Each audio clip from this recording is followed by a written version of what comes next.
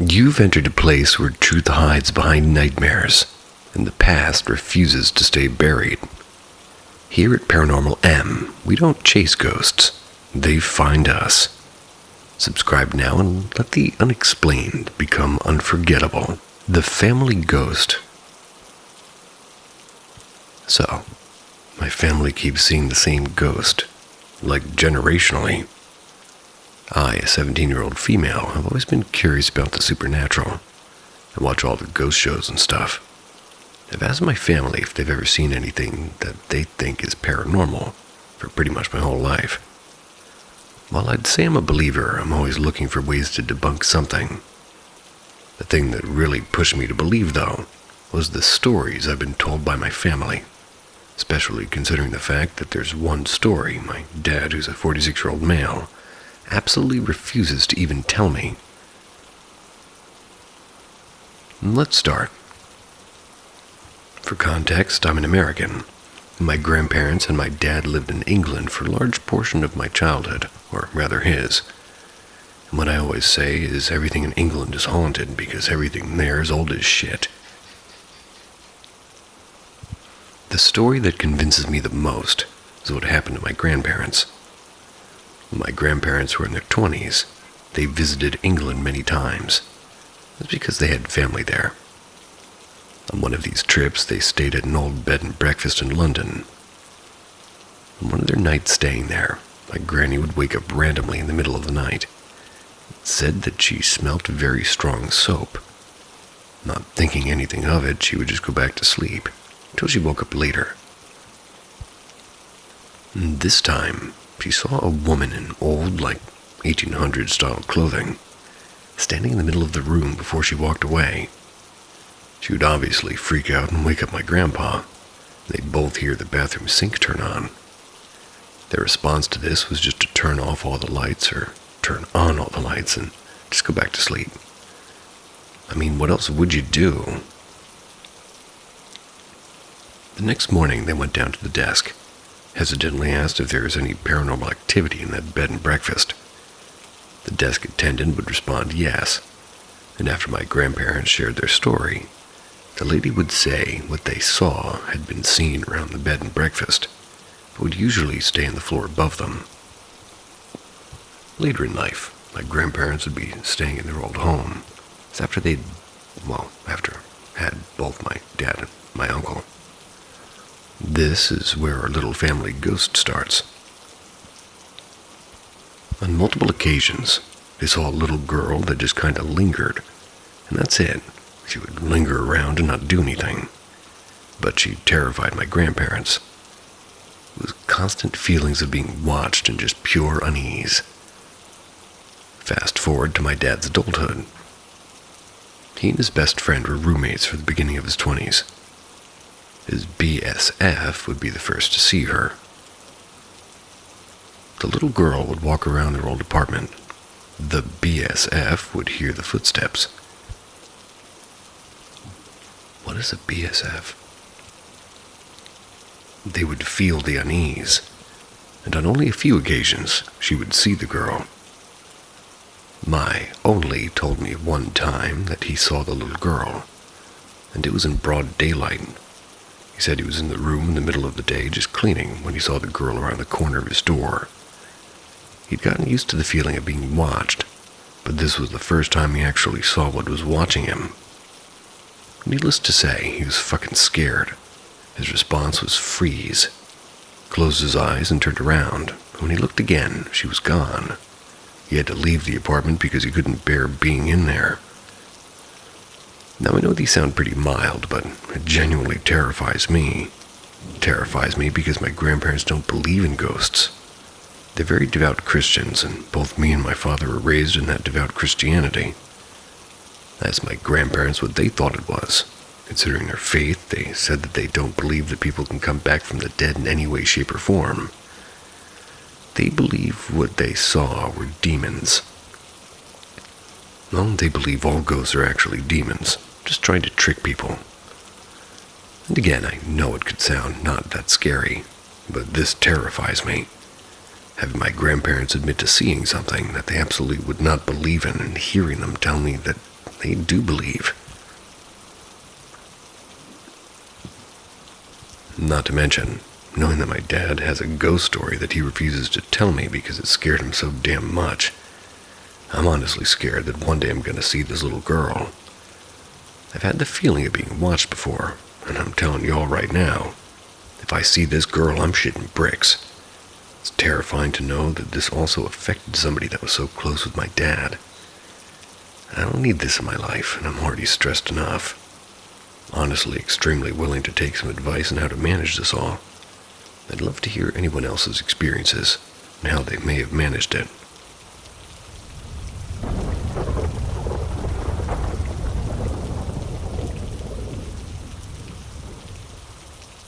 Invisible Ghost Cat. It started when I had my house built 5 years ago. I sleep with an eye mask on. Right after I lay my head on the pillow and pull my mask down, I would feel what I can only describe as a cat jumping on the bed and walking toward me. I'd feel tiny pressure changes in the mattress of it walking.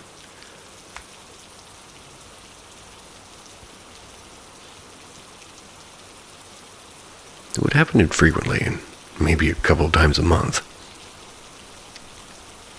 My cat went missing 2 months ago today, and I'm absolutely devastated and still cry about her every single day. She was more than a cat to me. She was my only source of stability and truly my best friend. I have no idea how she got outside, and she's never been outside by herself before. I'm almost positive the ghost cat visits increased when she went missing. Now it's every single night and intensifying. I'm not sure if it's the same thing, but twice recently it's felt like something has grabbed me in my sleep. I wake up startled and I can feel on my body where it happened. The first time was my leg, second time was my back. Didn't seem like a cat and felt more like a human. And last night the jumping on the bed and walking on me sensation was very intense, and it pounced on my eye mask. I've ruled out every natural cause I can think of, like sleep paralysis and hypnagogic hallucinations. It happens too soon after I pull my mask down. Never had a ghost experience before, and it's starting to actually freak me out now.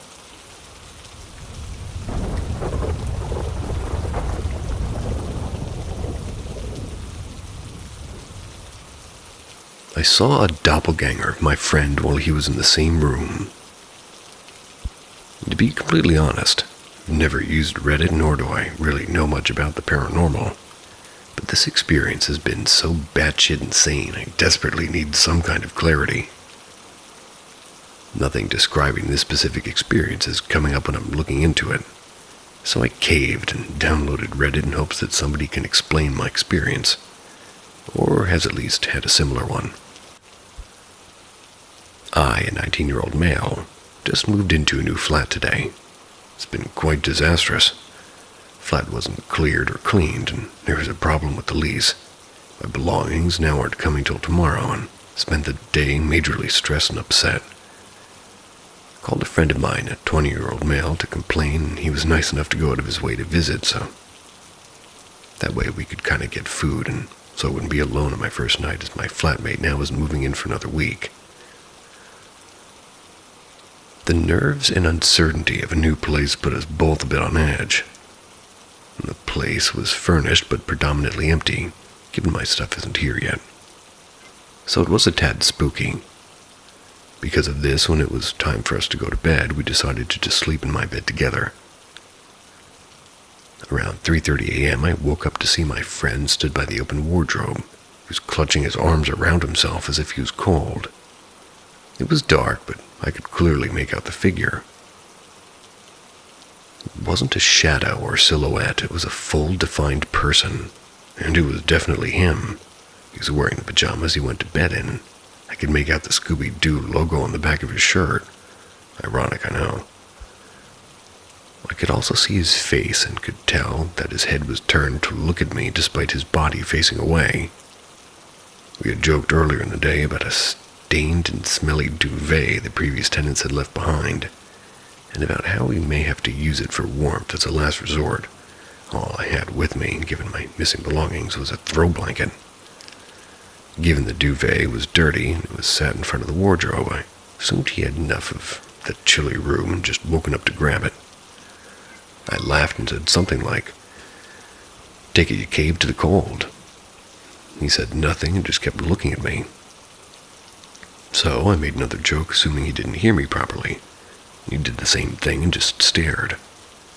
So I called his name, and when I got no response verbally or physically, I called it repeatedly, gradually getting louder and more frightened. I was then met with a response, not from the figure by the wardrobe, but from my friend who was still lying beside me in bed, annoyed that I woke him up. I was too busy looking at the wardrobe to notice my friend still in bed right next to me. Looked between both of them and the figure staring at me and my friend who was still in bed looking at me too, except with a hoodie on over his Scooby-Doo shirt. I started freaking out and shook my friend, trying to get him to look at the wardrobe. But as I was looking at the figure, it just started to fade away.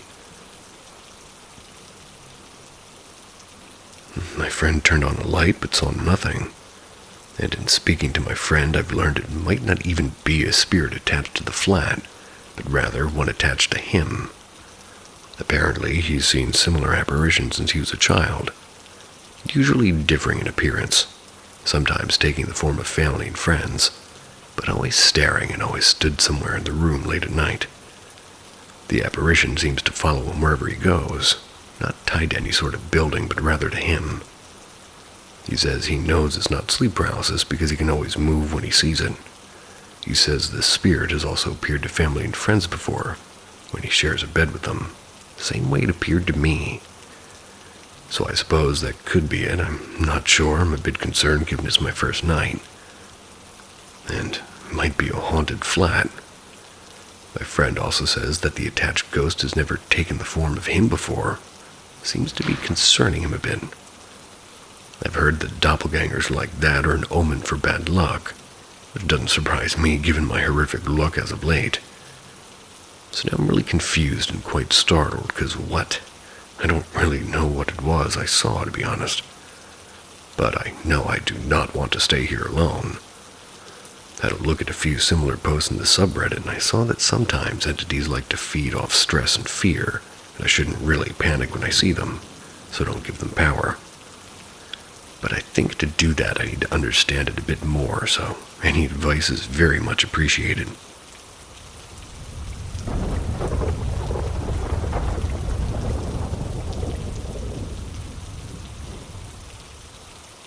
Demon in Sister Bedroom. This experience occurred when I was 10. I was at my parents' house in around 2012.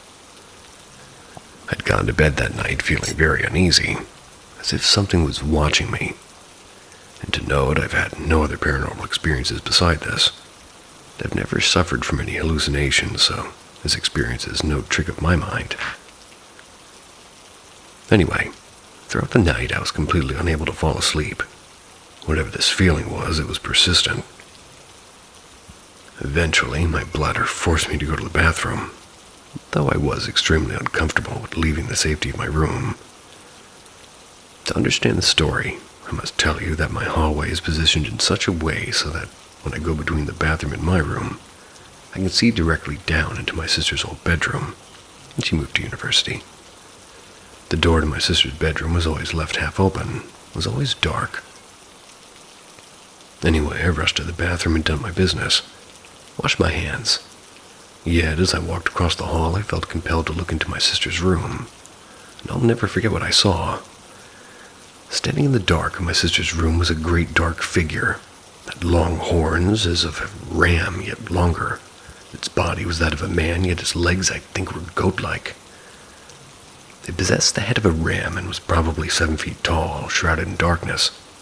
And the worst thing was its hands, black with long fingers and fingernails. One of these massive hands was slowly waving at me, as if taunting me. Its black eyes met mine. For a few grueling seconds, I stood there in shock. This was no kind of trick, as I felt such an evil, unholy presence emanating from it. I don't know how, but I knew this thing had come from the pits of hell, and also I felt that it was here solely for me, and for my soul. After those few seconds, I rushed back in my room and stood watch for the remainder of the night. Never had anything like this happen to me. And I'm kind of grateful. I believe the only reason that foul spirit didn't follow me was due to the Vatican cross upon my bedroom door.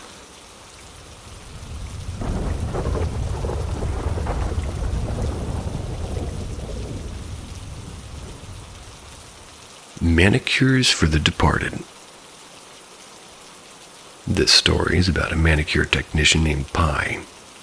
They run a 24-hour service, so having customers come in late at night is nothing unusual for her. She had one particular regular customer who consistently booked appointments for around 2 or 3 a.m. Pi would always accept these late-night bookings, but whenever this customer arrived, she'd be in a heavily drunken sort of a state. She'd come straight from drinking out, get her nails done, but would often fall asleep head on the table. And what's worse was her sleeping habit. When she sleeps, her entire body would jolt here and there, making it difficult for Pi to work. Manicure that should have taken 2 hours often stretched to 4. Eventually, Pi decided she couldn't accept bookings from this customer anymore. But then she realized her children's school was starting soon, bringing new expenses to her. So when this regular customer booked another appointment, Pi reluctantly accepted, scheduling it for an upcoming Friday. However, on the day of the booking, the customer never showed up. Pi didn't bother calling, as it was sort of her agreed policy that any missed appointment later than 15 minutes was considered canceled. The very next day, somebody sent Pi a message, asking if that customer had booked an appointment with her. Pi replied yes, and the person asked if Pi offered off-site services.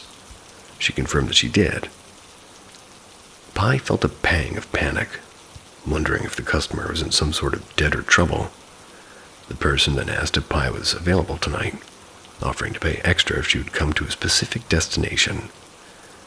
Pi usually only accepted off-site services during the day for safety reasons, so they agreed another time. A location was sent to Pi, a temple. A temple. Pi was instantly confused, like why a temple? Trying to be optimistic, she tried to calm herself, thinking perhaps the location was merely near the temple. But then curiosity got the better of her. She asked the person why a temple had been named as the destination. The person casually replied, "Oh yes, the temple is the right place. When you arrive, please walk to hall number 5. Then came the truly chilling question, and can you do nails for a dead person? Pi initially thought the person was mocking her. In the past, a psycho had messaged her online with not safe for work requests, so she assumed that this was just another sick joke. She messaged back, clarifying, "Do you mean like a real person who passed away?" And the person confirmed yes. It turned out that the dead body was none other than her regular customer, the one who missed her appointment just the night before. Pi was utterly shocked. The person she was chatting with was the regular customer's friend, who explained that on her way to Pi's shop the other night, the customer had gotten into an accident and died.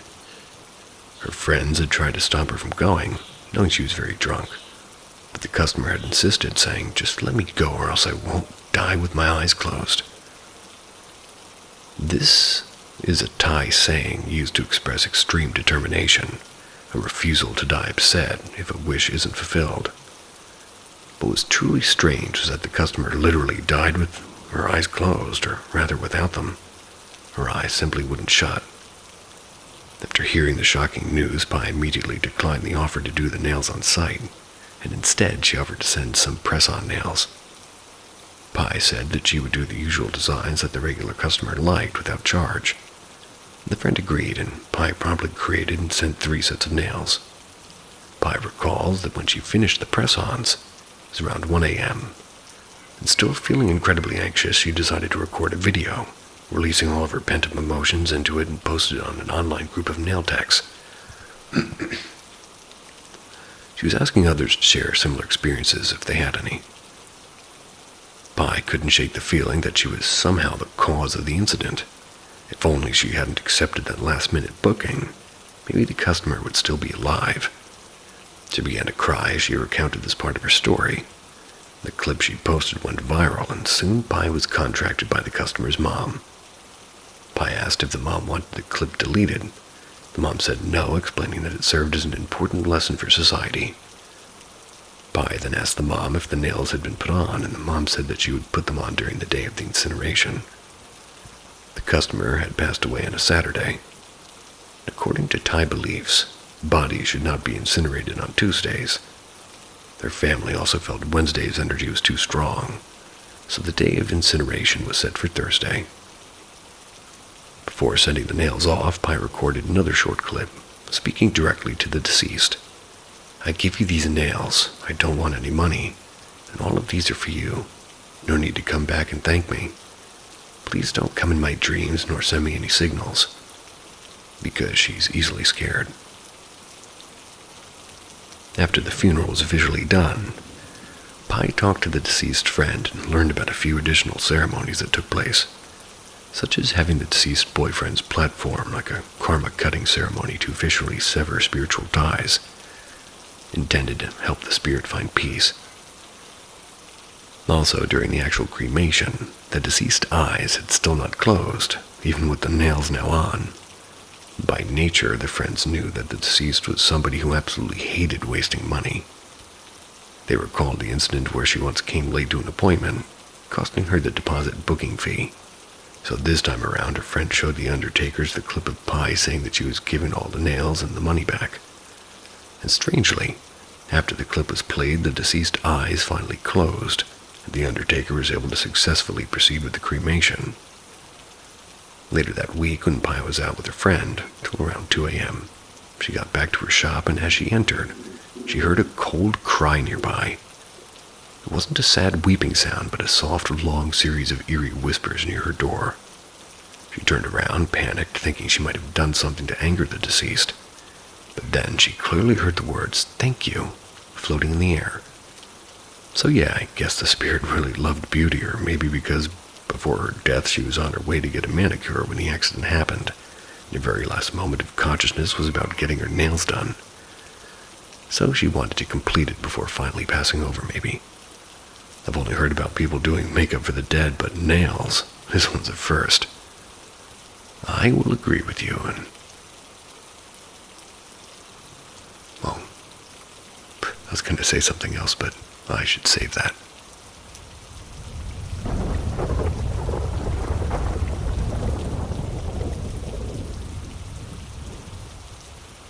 Shadow Encounter. I often wonder why children are the ones who seem to possess the sight to see ghosts, because I too had a ghostly encounter when I was younger. Fortunately, that sensitivity has since faded. I must have been about 10 years old when my family and I went to do a major cleanup at my mom's house. It was due to be rented out soon, and it had been vacant for quite some time. It's a pretty old house, probably around 10 years. Before we even began, my aunt, who was also there to help, started throwing handfuls of rock salt all over the house. My mom sternly told me to stay quiet, but my curious mouth itched. Couldn't help but ask loudly, "What is Auntie throwing?" My mom just glared at me, maintaining her silence, and that was enough to shut me up. Our family is of Chinese descent, and we're a pretty superstitious bunch. My aunt continued her ritual, scattering salt from the first floor, in the living room, in the kitchen, and the storeroom, then moving upstairs to each of the bedrooms, even the bathrooms and the balcony. Guess who was designated to clean up all that salt? Me, the only free labor available. So, broom in hand, I started sweeping up the salt. I worked my way up from the first floor, and as I reached the middle of the stairs connecting to the second floor, I felt something watching me. When I turned, I saw it. A tall, shadowy figure stood at the doorway of the middle bedroom. Upstairs, there were 3 bedrooms. The master on the left, another on the right, and the one I saw was in the middle one. The curiosity got the better of me. I decided to walk up to the second floor. I'm still puzzled as to why I decided to go up, and why did I walk straight into that bedroom? Perhaps it was bravery, but more likely it was just stupidity. When I stepped into the room, I found nothing, just a space filled with stagnant air and thick enough with dust to make anyone sneeze. The windows were tightly shut, offering no ventilation whatsoever. There was only a double-decker bed, and dust particles danced lazily in the air, illuminated by the afternoon sun streaming through the window. Then I decided to leave, but the moment I turned around, a loud bang hammered throughout my ears. Shocked, I saw the door shut itself with force. Mind you, there was no wind, and nobody else lived in this house, and I was completely alone on that floor.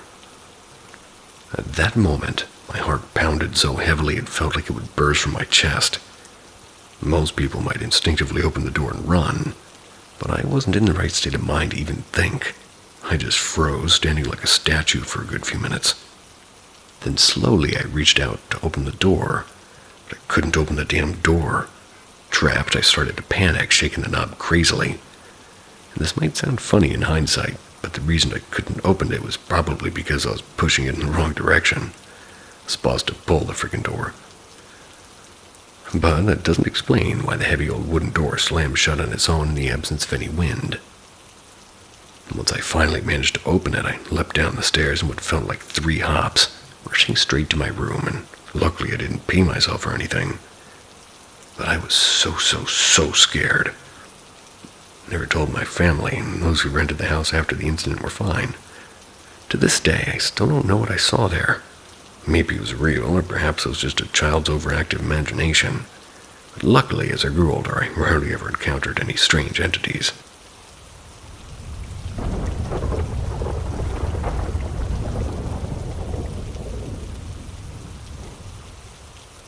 Soul food. So, Ko was a food delivery driver in Thailand, typically doing his rounds during the day. He also had a side hustle in the evening, but unfortunately he wasn't doing well. To better support his family, he decided to start doing food deliveries at night and offered a more stable income. Since he had no experience with night deliveries, Ko decided to ask some experienced riders for advice. An older rider named Pa Sak. He told him that there was nothing much to worry about for night deliveries, except for one specific order that usually came in around 8 or 9 p.m.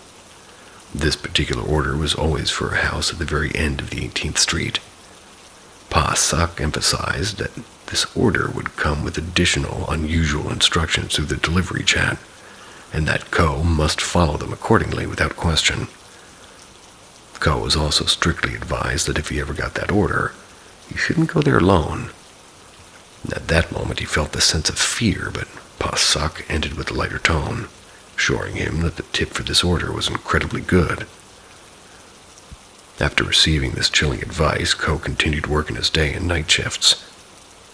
And then one particular night, right around 8 p.m., Ko finally received the specific order Pa Sak had warned about him. The 18th Street order. He had to deliver fish porridge to that place. And remembering the stern warning, he immediately called his friend to come along with him. As he neared the destination, Ko passed a large Chinese cemetery, and then entered what seemed like a secluded gated area. And as he got closer, he saw a single isolated house, and suddenly his phone rang.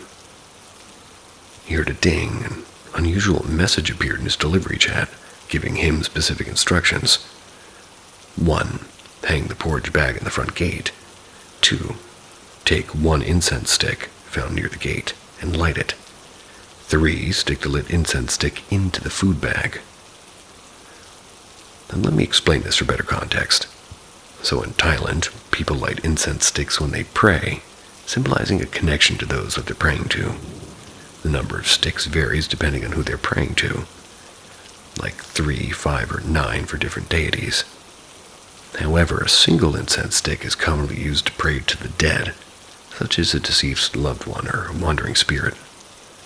The message truly scared the crap out of Ko, but he still did as told, and wanting to quickly complete the order and get the hell out of there, just as he was about to stick the incense stick into the porridge, he suddenly saw his friend panic and quickly ride away with him, saying without a word of warning, "Hey, wait!"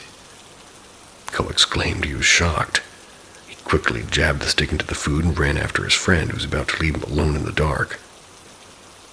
As he caught up to his friend, before he could even ask what was wrong, Co briefly glanced back at the house, and in that fleeting moment he saw this really wrinkly elderly hand reach out from the dark gate and grab the bag of porridge and disappear. Terrified, he instinctively kicked his bike to life and sped away, leaving whatever that was there behind. Trying to reassure himself, he kept thinking, well, maybe a person lives there, that's all. So he went and asked Pa Sock, the older rider who had given him the initial warning. Pa Sock's only response was, "No one ever looks back." Disappointed and still unsettled by the answer, Co decided to revisit 18th Street during the daytime. He saw that the bag of porridge he had placed at the gate yesterday was indeed missing. But then as he snooped around, he made a chilling discovery. Many unopened bags of food were scattered around the yard.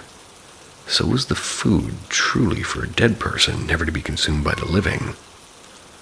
Turns out, Co later found out that a grandma used to live in that house, and after her passing, her daughter would frequently order food online and use it as offerings for her deceased grandmother.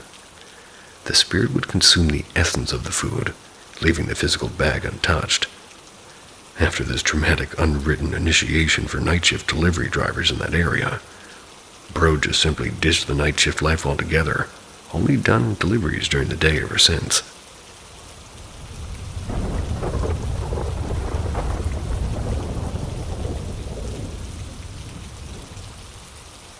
A chilling experience by an online housekeeper. During the COVID-19 pandemic, Thyme was laid off for her job. Seeking new work, she signed up as a house cleaner through an app. And to her surprise, the pay was quite good, so she continued cleaning houses and apartments across Bangkok and its vicinity.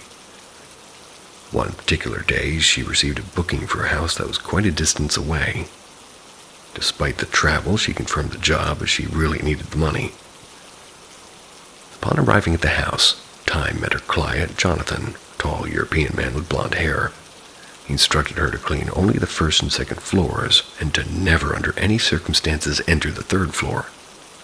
Jonathan then left for work, leaving Thyme alone with his dog. As she was cleaning the second floor, she started hearing noises from above. Thud, thud, thud, thud. The sounds were like loud footsteps on the third floor, as if someone was jumping. And soon after, loud music began blasting from that same floor. The lyrics from More Than Words, a classic by Extreme, specifically saying "I love you," played on repeat. Thyme assumed Jonathan probably didn't want her to disturb the person upstairs. She didn't think much of it and continued with her work. Jonathan was pretty happy with Thyme's cleaning. He would hire her repeatedly, and during these recurring visits she would sometimes catch a glimpse of the person upstairs. A tall lady with perpetually wet hair. What remained constant was the rhythmic thudding from above and that haunting melody saying "I love you." One day, Jonathan booked Thyme for an 8-hour session, and this time, he expected, or rather unexpectedly, told her to clean the third floor as well, instructing her to finish the first 2 floors first. Thyme was surprised, but happy for the extra work. That day, Jonathan took his dog out, leaving Thyme completely alone to clean the house. 6 hours passed, and Thyme finished the first 2 floors. Now for the third, Jonathan had previously told her the door was locked, but when she got upstairs it wasn't, and she snapped a picture of the doorknob and jokingly texted Jonathan, "You kidding me?" Jonathan was confused by her message, but Thyme went in anyway. She expected the room to be incredibly dirty. She'd never seen the person upstairs come down. Surely there must be plates or food packaging left behind. And to her astonishment, the room was empty, and the air felt stuffy as if it had been unused for an extended period. Stagnant and lacking ventilation. How strange, Thyme thought.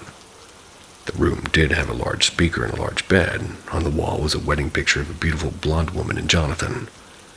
That must be Jonathan's wife, Thyme assumed as she began cleaning.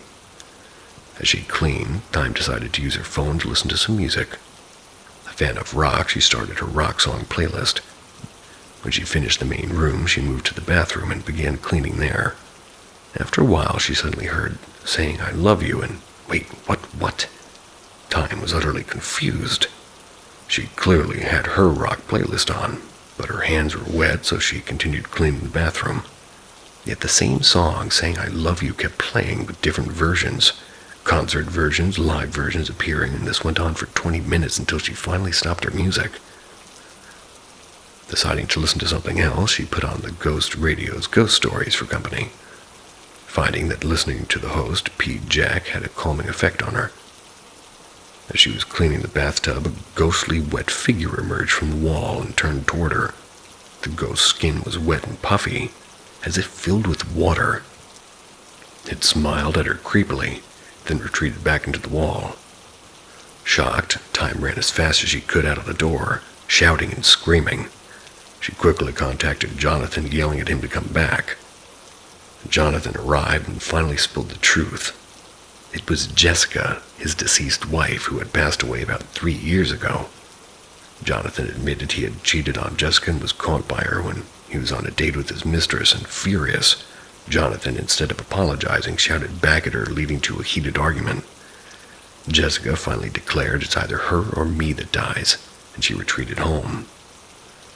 Jonathan did nothing and decided to wait 3 days for his anger to cool off before returning home. When he got back, the home was silent. Immediately, Jonathan had a bad feeling and rushed to the master bedroom on the 3rd floor. The door was locked, so Jonathan broke it open, only to find an empty room filled with bottles of alcoholic drinks. He then ran to the bathroom, discovering it was also locked. Again, he broke open the door, only to find his lifeless wife lying in the bathtub. Her body was bloated and her skin was filled with blood and pus and oozing out and mixing with the water in the tub. Judging from the decay, the forensics team estimated she must have passed away around 3 or 4 days prior. But that wasn't all.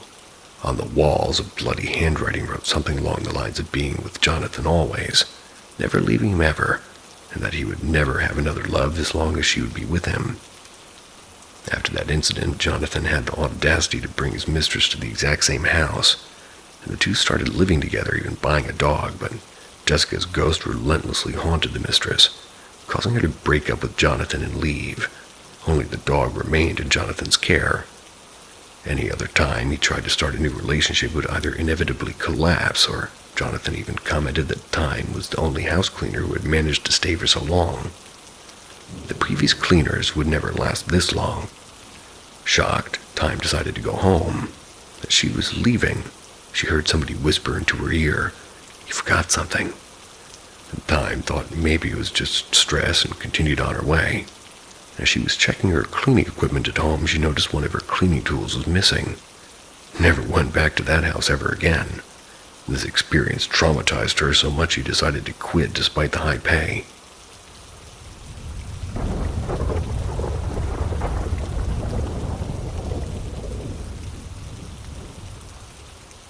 Midnight Encounter. I live in an apartment complex, and I genuinely don't think it's haunted. I have had a couple of incidents, though, but that's a story for another day. I now live with my boyfriend and multiple pets, and this is from a few years ago when it was just me and my dog. When I lived alone, I would always praise my dog for barking if somebody's at the door. I'd call it his intruder bark. I understand it's rude neighbor etiquette, but I'm a girl in her 20s in a big city. Rather care more about my personal safety than being a quiet neighbor. Besides, he only barked when somebody knocked and would stop when I checked the door. One night I was in a deep sleep with my dog in the bed at my feet like always. Probably around 2 a.m. or so. I never checked the time. My dog woke me up to his intruder bark. I opened my eyes to the darkness of the apartment and waited for another knock. In case there was somebody at the door, it never came. And another weird thing was my dog didn't jump out of the bed and run to the door. He stayed right by me. I looked up through the bedroom doorway, and I could see the kitchen in my line of sight, and I froze. My dog was still barking. There was a very large shadow, sitting like it was crouched on my kitchen counter. I didn't look away from it while I reached for my glasses on my bedside table, but I knocked them to the ground. Still staring at the shadow, my hand started fumbling around on the floor, searching for my glasses, but I could never find them. So I finally turned away and looked for them with my own eyes.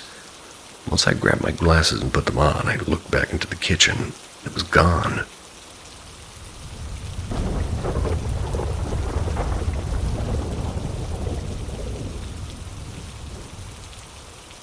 I adopted a cat, and I think she brought a ghostly companion with her. In March this year, I adopted a stray cat near my house. That's because there had been a history of cat abuse, and I loved her too much. And a spate of cases happened after I adopted her, and so thank goodness for that. Now for context, my family has a history with ghosts and spiritual beings. We moved a lot when I was younger, and a lot of the places we moved into were haunted in some way, shape, or form. So I'm no stranger to these things. I myself can sometimes sense their presence and sometimes their emotions, whether they're malevolent or just curious. Before really adopting the stray, I'd hang out with her downstairs in my house. Sometimes I'd glimpse shadows of a figure moving around the playground where she likes to hang out at too, especially during the night. Shortly after adopting my cat, I had a dream that there is another cat with her that I thought was my cat, but then realized that this second one was a boy. I woke up surprised, but brushed it off as my desire for another cat manifesting as nonsensical dreams. However, over the past 2 months or so, I've actually started noticing signs of another cat. I'd hear sounds that my cat would make, such as licking sounds or her scratching her body with her feet, but when I look around, my cat's on the other side of the room. It's gotten more obvious recently. I'd feel the sensation of my cat brushing past my legs when I'm sat at my table, which she does a lot when she wants a little love. But same thing, I'd reach down to pet her only to feel thin air. And then when I look around, I see she's actually lounging on my bed. Sometimes when I'm drifting in and out of sleep, I'll feel the weight of a cat jump up onto the bed with me, especially if I'd just woken up. My cat does this a lot too. She loves to nestle against my body when she's on the bed. But recently, I've been looking up only to see she's in fact not on my bed, and just this morning I woke up to feel the weight of paws behind me jumping onto my bed and sort of patting its way over to my upper back. I lifted my hand to pet her only to be met with thin air. When I looked, she wasn't there. Turned around again and thought I was imagining things, but I felt it again. It patted its way up and down the length of my body, even paused to my feet before coming back up to settle behind my back. Definitely wasn't imagining it this time, because with my body being turned to the side, I can actually hear the creak of my mattress springs as the weight came down. Did I accidentally adopt a ghost cat?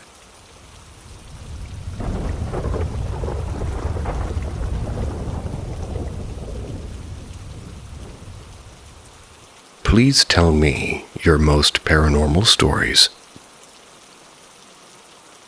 My husband was at work a few days ago, and I was playing video games with some online friends. I suddenly heard my husband's voice calling me. It said, "Babe, can you come in here for a second?" Had my headset on, and we were still in the lobby of the game, so I told my friends to wait because I think my husband came home early. Our bedroom, where I was, can look directly into the living room, open floor plan. So I didn't go in there, I just looked in and it was empty. Thought I was tripping, so I went back to the game. Right as I was about to put my headset back on, I heard it again and it said, "Babe, come in here." I looked again and there was nothing. I thought my husband was just trying to scare me, so I called his phone and I was convinced that I would hear it ring from the living room. But it didn't. He answered, and he's a truck driver, so I could hear the engine of his truck from the phone. I asked where he was, and he told me that he was on his way back from Illinois. Just to be sure, I asked him to honk the horn, and he did. I instantly freaked out, shut my system off, and didn't even tell my friends. Ran out of the house through the back door, got in my car, drove to a park, and waited there until my husband got home. I told my husband about this, and he believed me. He said it was a mimic, and I should never answer or respond to it. My husband is a huge believer in the paranormal, and he said that once a mimic knows you can hear it, it will continue to mimic loved ones to make you go crazy or bring illness or possibly death.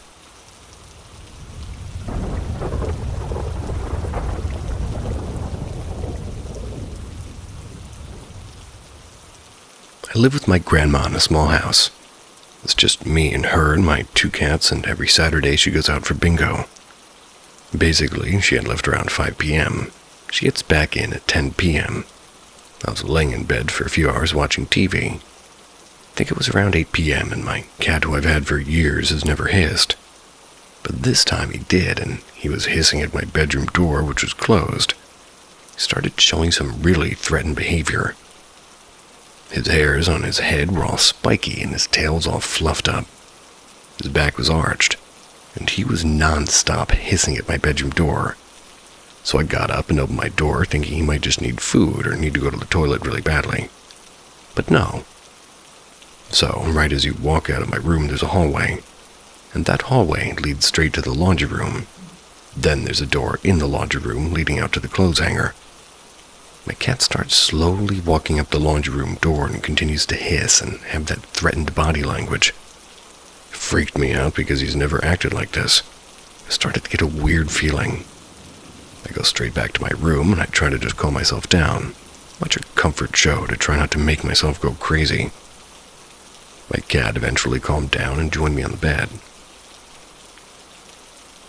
And then suddenly I hear knocking at my window. That's when I lost it. I was about to cry because I just had this bad feeling. I went out of my room again, and next to the laundry room door is a window. I saw this face. Nothing else, just a face staring at me. But it wasn't like a human face. It was just full-on white like paper and distorted looking. Don't really know how to explain it. I ended up running straight back to my room and ringing my auntie to come pick me up because I was not going to stay there alone. So my auntie ended up calling me an Uber. And as I was leaving, I noticed that the door that leads to the backyard was fully open. Even though I had known I'd locked it because my grandma is really paranoid and likes to have all the doors locked at all times. Bolted to the front of the house. Got to my auntie's and she just told me I was probably being paranoid. My grandma came and picked me up and she had the same response. I was upset that no one believed me though. I knew damn well what I saw. And ever since that day, I've never been home alone again.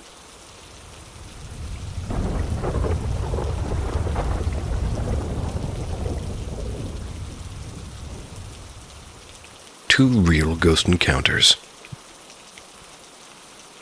The Red Candle Lady and the Ghost Bride.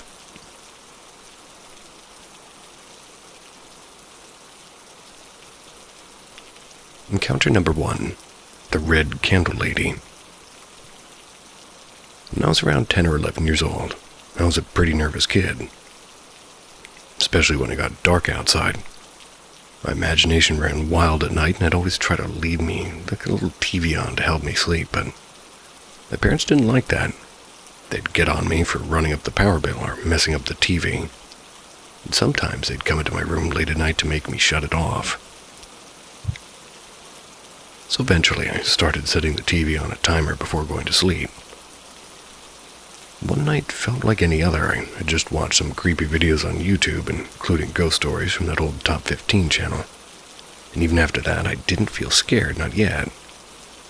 And as I laid in bed in the dark, I noticed a small, faint red light glowing in the hallway. My first thought was that it was just car lights from outside. But then I realized car headlights are white or yellow, not red. Confused, I got out of bed and quietly peeked my head into the hallway. That's when I saw her. An old woman was standing there, holding a small red candle. She looked exactly like one of the figures from the Top 15 videos I'd watched earlier that day. I panicked and ran back to bed, staring at my door in fear. I sat there for what felt like forever, too afraid to move. Eventually, I worked up the courage to sneak in my older brother's room. When I peeked into the hallway again, I saw the old woman was now standing in the living room, facing away from me. I quietly knocked on my brother's door and begged him to let me sleep in his room. At first he said no, but his girlfriend at the time said it was okay, so I hurried inside their dark room. But right as I was walking in, I looked back and she was gone. To this day, I don't know if it was just my imagination or if the Red Candle Lady had actually appeared in my house. Encounter number 2. The Ghost Bride. About a year later, close to Halloween, I had another strange experience. I've always loved the Halloween season, the cool air, the pumpkin pie, and all the spooky decorations. That year, my family bought a projector that displayed Halloween videos on surfaces like windows or walls. showed all sorts of fun things, like laughing pumpkins and skeletons, ghosts, and zombies. But one video stood out to me, the Ghost Bride. It was a creepy loop of a woman in a wedding dress. At first, she floated in place, gently motioning with her finger for you to come closer. As the video continued, she would drift across the wall or window and cry and eventually scream loudly. We couldn't aim the projector at the window, the blinds were too big, so we set it up to display the videos on the wall inside the house instead. One night I went to bed like normal after turning the projector on like my dad had asked. Everything felt fine until 2:30 or 3 a.m. A white light flickered in the hallway, just like in my red candle lady encounter. At first I ignored it, but then it grew brighter, and when I looked again I saw what looked like a glowing white cloth moving across my doorframe. I slowly got up, walked to the door, and there she was, the Ghost Bride. She turned her head and stared directly at me, making the same beckoning hand gesture I'd seen in the projector video. Frozen in fear, I quickly crawled back into bed and hid underneath the covers for a few minutes. When I finally worked up the nerve to peek into the hallway again, she was gone. Confused, I checked the living room. The projector was off. Not only that, it was unplugged. I hadn't touched it. I have no idea if my parents went in after I fell asleep and unplugged it. They never said they did. All I know is that I saw the same Ghost Bride from the video standing in my hallway, making that same eerie hand motion. And here's something else weird. I still have a projector, just like the one we used that night. My grandma and stepmom actually bought similar projectors around the same time. When my grandma moved in with us, she gave me hers because she knew how much I loved Halloween. Sitting in my room right now. Sometimes I wonder, should I plug it back in and try to see if the Ghost Bride comes back, or was it something tied only to the original projector we used that night? I've thought about testing it, but honestly, I'm not sure if I want to find out what happens.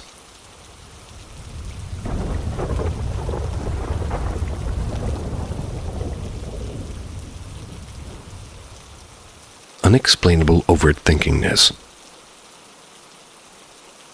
In our home, it's my husband, 3-month-old baby, 2 dogs, 1 cat, and I. We have this lamp in the living room that has the build which you can change the light with the remote. On the morning of Father's Day, my husband wakes up early to take a morning shift with our baby. I know, it's Father's Day. I took the night shift and I was passing the fuck out. We usually leave her bedroom door open, and for some reason at 6 a.m. I woke up and saw a red light downstairs. I didn't think much of it and thought my husband was playing with me because I told him what the red light meant. I woke up a couple of hours later. My husband asked me if I'd changed the lamp to red, and I said no, I saw that and said that you did that. At first, my husband didn't believe me, but I kept insisting that I didn't. And since then, we both witnessed the light changing to red. And bad things have happened. Pains me to say this, but our baby rolled off the couch, and, well, thank God she's fine. Got certain bad news and weird stuff happened. Kept thinking maybe it was us with the other light bulbs in our bedroom, and it reaches down the hallway into the living room lamp. But it doesn't, and both are completely different remotes. The last time weird things have happened was when my dog died 3 years ago. The lights would either flicker on or turn off. It lasted only a couple of days and then stopped. The red light's completely new, and the color, it's always set on a soft white. I've been overthinking about this way too much. I'd love y'all's opinions.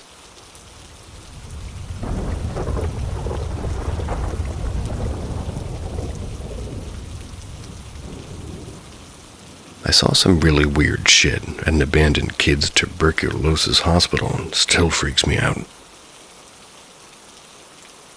Hey guys, never really believed in haunted stuff until this happened at an old abandoned children's tuberculosis hospital near my city.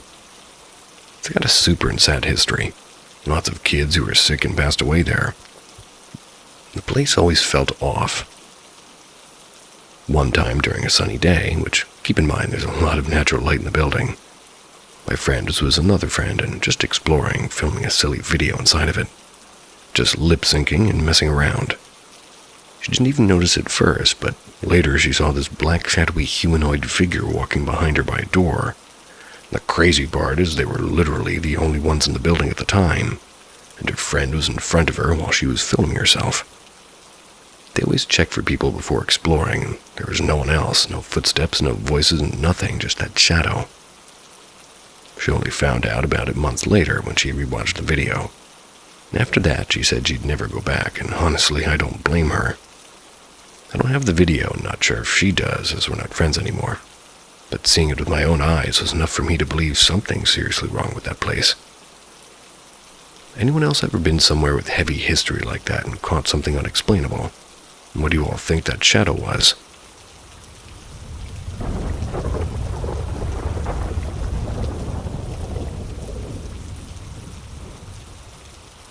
Let me tell you about my experience meeting my great-grandmother.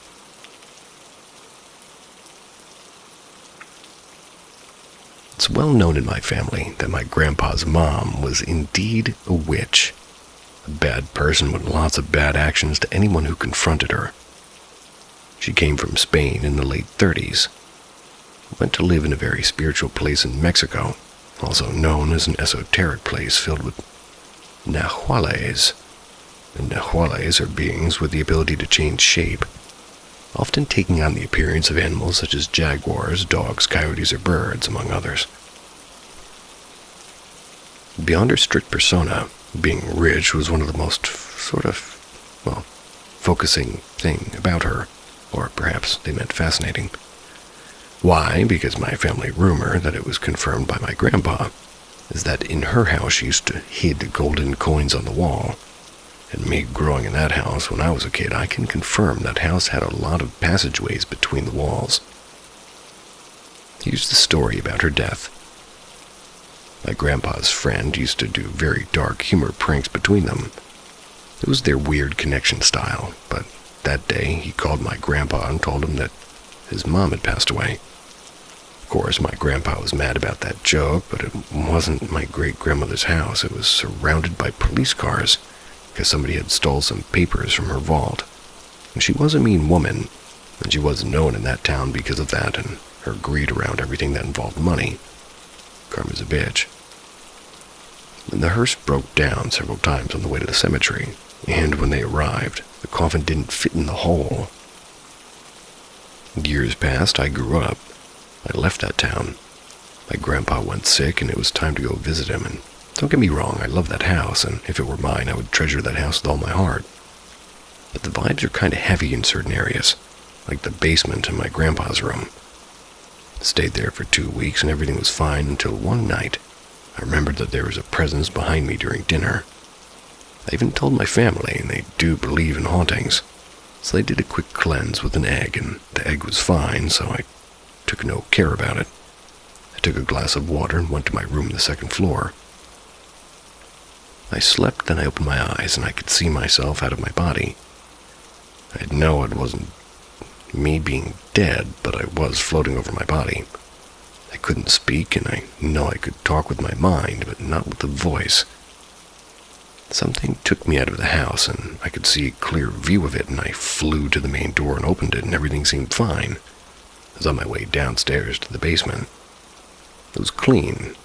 Don't take me wrong, it's been years since my visit to the basement due to decorations and old furniture and old things from my grandpa thrown there. But this time everything was like it was used to be in the past, like 2 offices, 1 living room, a bathroom, and a garage. Everything, but from a different time. And a woman was there. She was counting her money, grabbing ledgers and putting them in a safe in the wall. She picked a huge painting of a ship and covered it with it. When she was done, she stood still, watching to the wall. I knew that she knew that I was there. I sensed it. She didn't like it. She turned around, and she definitely didn't want me up there. Go out. No, here. Mine. When I woke up, I told my family about it, not to my grandpa, because even what she represented in the history of our family, my grandpa adores her. Loves her, but doesn't speak a lot of her. We went to the basement, to my grandpa's old office, and there it was, a ship's painting.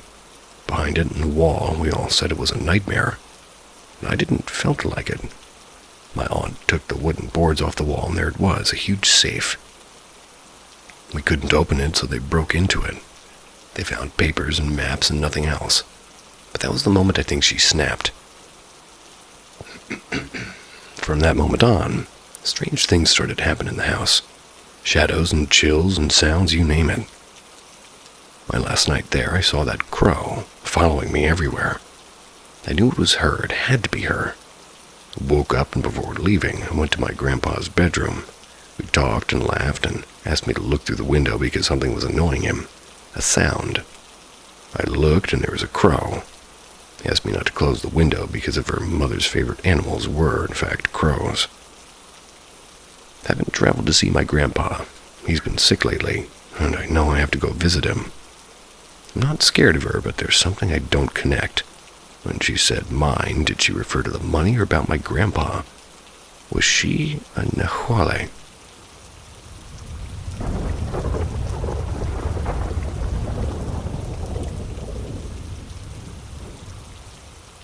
Has this happened to anyone else? What do you think it was?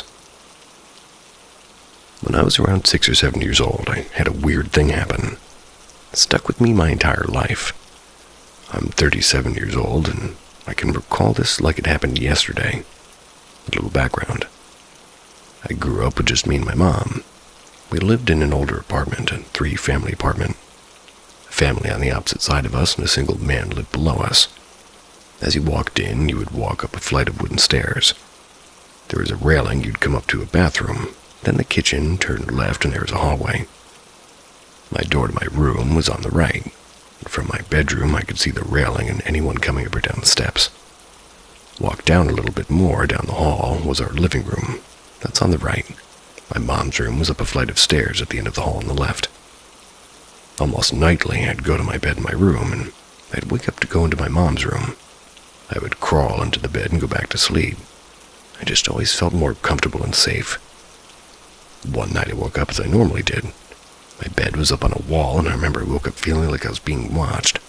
Rolled over a little, and as my eyes adjusted, I was instantly shocked. My stomach had a pin in it, and there was something almost translucent but dimly light, with what looked like angel wings kneeling next to my bed, praying.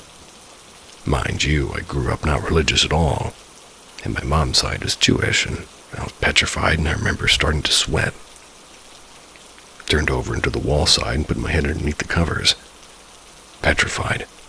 Peeked back out and remember seeing it get up and walk out of my room and then watched it go down the stairs to leave.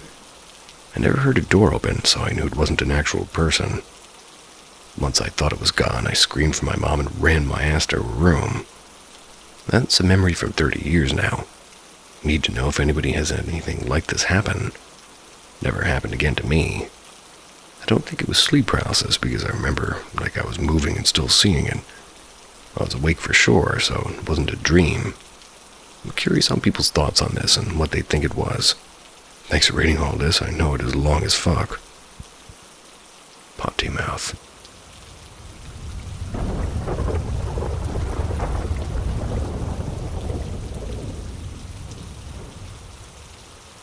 Am I putting too much thought into this? At the beginning of June, I moved into a new apartment. For starters, the maintenance refuses to come into my apartment with no explanation. I received my keys and signed my lease May 15th. The apartment was not done at all. I gave them until the end of May to finish the apartment as I noticed that they had multiple tenants move in at the same time and just thought they were busy. Fast forward to the day before I moved in. Nothing was done, still spiderwebs in every corner, wolf spiders and black widows everywhere. Metal exposed between the carpets. I ended up finishing the apartment myself. Went in the beginning of this month and talked to management. They promised me they would come into the apartment and do a walkthrough and get things fixed. Still nothing, which, of all of that, could be a really irresponsible apartment complex. The day we moved in, we started hearing noises, just like little taps and thuds. I assumed that was my neighbors and moved on. My 17-month-old daughter started sleeping in her own room, and for the first few days she absolutely loved it. By day 3, she started waking up multiple times screaming. I would pick her up and console her, and she would just say scary and refuse to go back to sleep. Assume that was just her little one adjusting to the move and the change to her sleep situation. I've continued hearing little things and just started making comments to my husband about what happened to him and just telling me I'm silly. The real-life paranormal activity, I swear, but now for the last week. My daughter has this cute little turtle that she can push around, and when she pushed it and the buttons, it'll make noises. My husband laid her daughter down for her nap, and we're just enjoying our alone time, half watching something, half catching up on all things we haven't been able to talk about.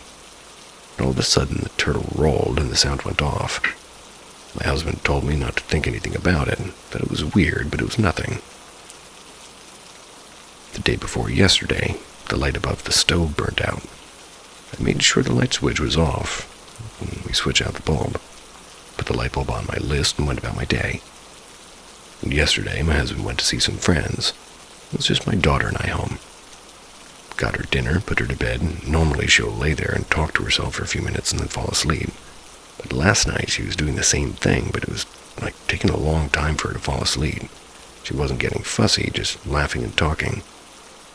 Went to her door and peeked through the door, and she was holding her binky up to the ceiling while laying down, pulling it back close to herself, saying, "Mine." She did this over and over, just laughing as if she was like playing with someone. I just giggled at her babiness and continued cleaning up. About 10 minutes later, I don't hear her, and I assume she went to sleep. Then she let out a blood-curdling scream. I ran straight to her room, and her binky was now in the middle of the floor, which wasn't much of a thought because she always throws her binks out. But after I got her to sleep, I got into the shower, and every couple of minutes I would hear something as if someone was rummaging through my living room and kitchen. Sounded like it was in our apartment, so I had to keep getting out of the shower to confirm no one was out there. Told my husband about it when he got home, and he just told me I was probably being anxious being home late and alone with the baby. Occasionally I work night shifts at the hospital, and tonight's one of those nights. My husband texted me and told me that he swears he saw somebody walk toward our daughter's room after he put her to bed. He was in the bathroom directly next to her room, and I'm only a few minutes away from our house, so I went to go for like a lunch break. My husband greeted me outside, and we come outside, and the light, it was like burnt out that I turned off like days before, turned on for 5 seconds, then back off. Just a couple things like that are also a little bit strange, but could be other things.